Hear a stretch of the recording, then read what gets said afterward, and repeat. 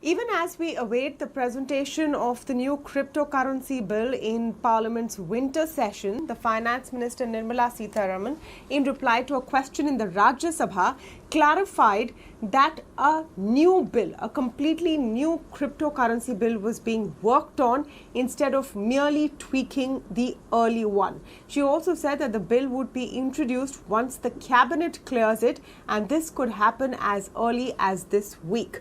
What we don't know for sure is whether there is anything on the cards to ban the use of cryptocurrencies or crypto assets, investments in them, trade in them, as is happening now. What has become very clear, though, that there is no question of using these coins as currency, which is something that the industry was prepared for. So what can we now expect? Before we get to that, let's just listen in to what the Finance Minister said. I quite recognize Member Swapan Das Gupta saying there will be a bill coming, but yet will it be a regulation or will it be a prohibition, indicating that a prohibition may not be ideal, and also indicating that this whole area is a dynamic area and so on.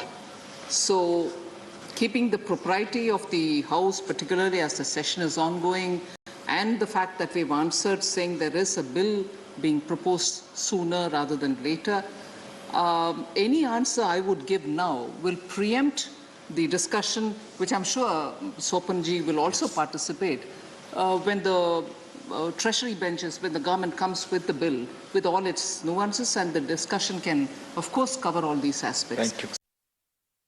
And speaking to me on this is Nischal Shetty. He is founder and CEO of WazirX. I'm also speaking with Ajeet Khurana, former head of the BACC. Welcome to both of you, and thank you so much for joining us on the show this evening. Nischal, are we expecting taxation to be the way forward as far as the government looks at crypto assets and crypto investments? Is that something that the industry is geared up for right now? Look, I think taxation definitely is one of those areas that we, I think, as an industry, expect more clarity on. Having said that, I think there are some more pressing issues that everyone's really looking forward to understanding if we can have a look at the bill. And it starts from what sort of regulations is the government thinking on what lines, and what are the checks and balances that will be in place in this new bill. What is allowed and what is not allowed, and what can the industry focus on, and what are the activities that the industry probably has to stay away. Like you rightly said, I think the payment use case of crypto has been a point of contention for a long time. And as an industry, we support not bringing crypto to compete with INR or any other existing payment channels. But the clarity on what about the use cases of crypto on, let's say, blockchain and decentralized applications.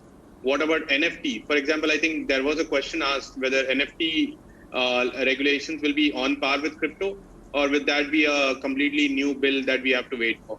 So a lot of unanswered questions. But yeah, I think in general, as an industry, I think we are just going to have to wait and watch to see what the contents of the bill will be. Yeah, you're right. In fact, Sushil Modi asked that question, and his recommendation is that there should be a separate framework for NFTs and should not be clubbed along with the crypto bill. The finance minister replied to say that we are working on all of those modalities. But Nischal, what has been the impact of this uncertainty of the last few days, which started with the listing of the actual bill before the parliament session, telling people that this is on the agenda, and that description obviously shook everyone up because it seemed like there was no question but that it was being banned. What has been the impact of this uncertainty? Have you seen the number of new registrations, new users come down? Have you seen some money being pulled out? I think as far as new registrations is concerned, I don't think, except for those 1 or 2 days immediately after the bill, I think sign-ups were back to normal.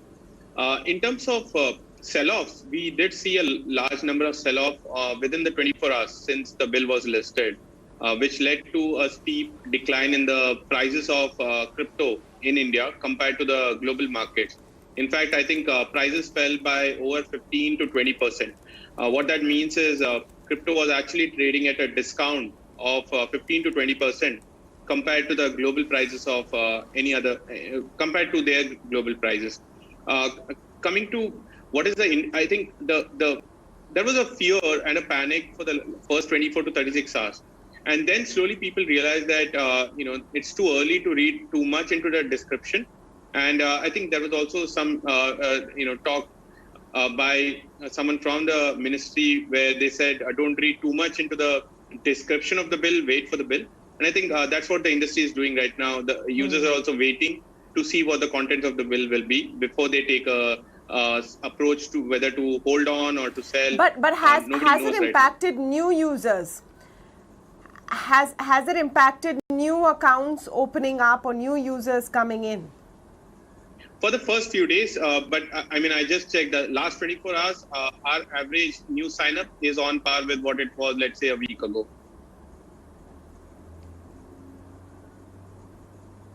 Okay, so those fears have been shed.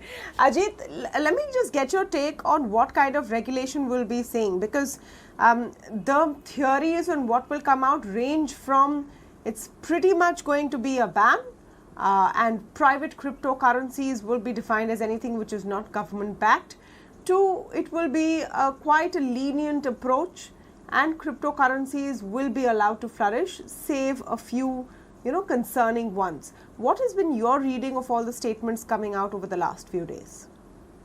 The underlying fears that any government has relate to capital flight, tax avoidance, illegitimate use, and consumer protection. Keeping this in mind, and the statements that are coming out, I personally believe that on the 24th, when the agenda of the winter session of Parliament was listed, and we read that, there's like banning of private cryptocurrencies, on the same evening, I had tweeted a long thread saying that I don't think that is right, and I think it is just a copy-paste of the agenda that is causing this.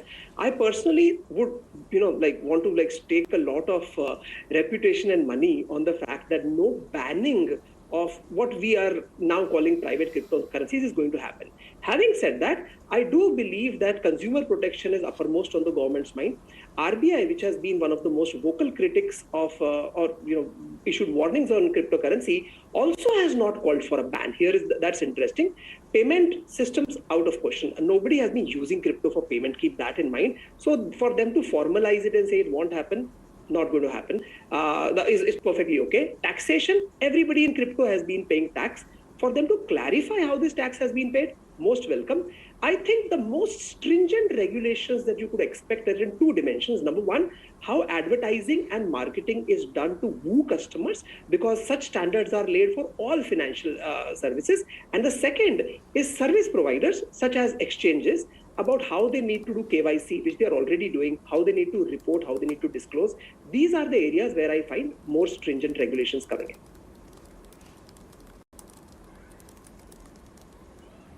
So right now, when we talk about private cryptocurrencies and public cryptocurrencies, I've been seeing online a variety of ways in which people are defining what will be private and what will be public, what will be allowed, what will not be allowed. Ajeet, what to your mind are the private cryptocurrencies which will not be allowed? So here is the thing.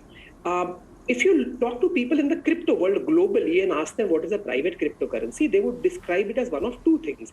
Either coins which are privacy oriented, which can't be tracked, an example would be Monero, or these would be based on blockchains which are controlled by central entities. However, in my interaction with the finance ministry in 2018, primarily when the previous bill was drafted, we found that the government was just, and think of this as terminology, it's not really an approach.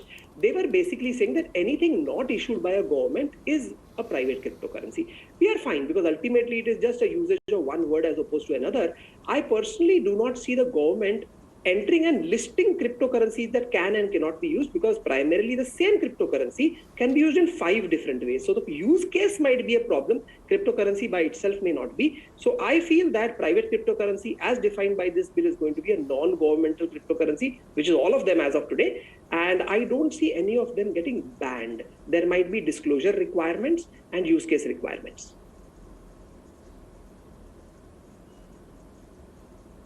Nischal, do you agree with that the definition of private cryptocurrency will be wide enough to encompass the popular coins which are being used right now or which are being bought right now in India?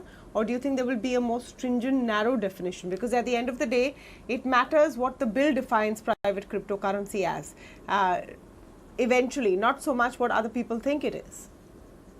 I think if we were to take some cues from the 2019 draft bill, where I think the term private cryptocurrency probably first appeared, and from the various discussions that we've heard where Mr. Garg, who was heading the draft bill, has spoken about, he's specifically targeted the currency use case of crypto as being the reason why something would fall under a private cryptocurrency.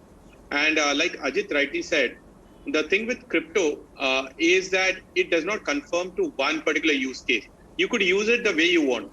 So the question now remains is, will we distinguish cryptocurrencies based on, currency as a use case and say, do not use it for this, but you can use it, let's say, as a commodity or for trading or for use on other blockchains?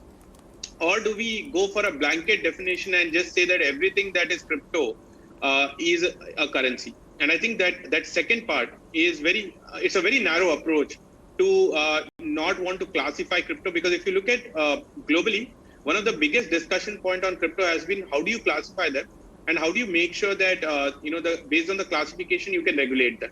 So I think India will go towards that classification approach. It might be a longer path, but it's probably the right path. And we've seen some countries where they've specifically mentioned that you do not use the payment use case. I think it's Malaysia or Indonesia, I don't remember, one of these, where they specifically said don't use it for payment, but you can use it for trading and other blockchain activities.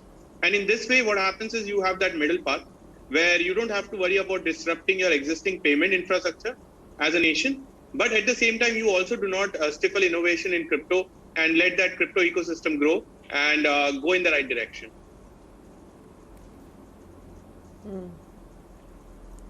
So just another point, Nischal, which was on the barrier, the entry barrier that is being talked about. And again, we will have to wait and see what finally gets cleared by cabinet and what gets presented in parliament.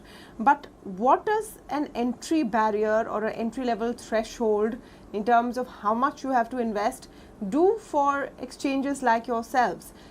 Would I be correct in assuming that a bulk of the volume comes from low ticket investments? And if those were shut down, then would it make viability difficult? I think I would less be concerned about, a few exchange businesses with this approach, but more concerned about the fact that a majority of people in India into crypto are the young generation.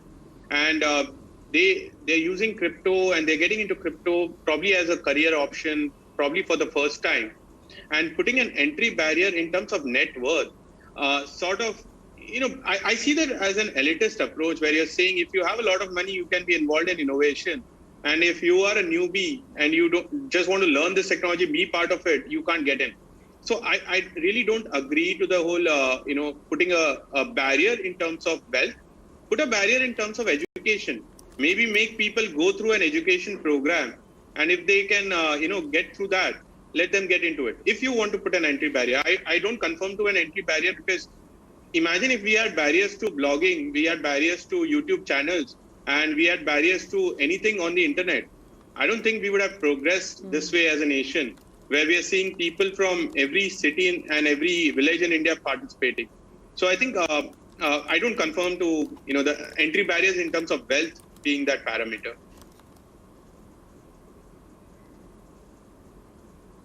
No, absolutely. It does sound elitist, but the idea behind it is to make sure that people don't get into something that could be volatile, could be risky without understanding it, and then lose a bulk of their incomes or their savings. Ajit, what do you think would be the middle path here?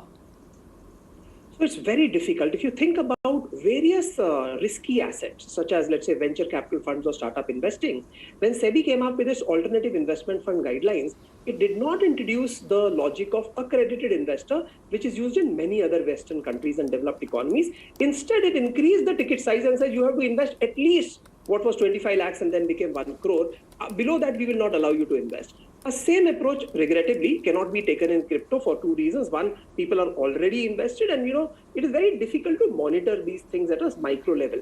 So the middle path, according to me, is the only regulation which has worked beautifully in India is regulation based on disclosures. As long as we are requiring disclosures at the individual and at the exchange and other aggregator levels, I think that we will be fine.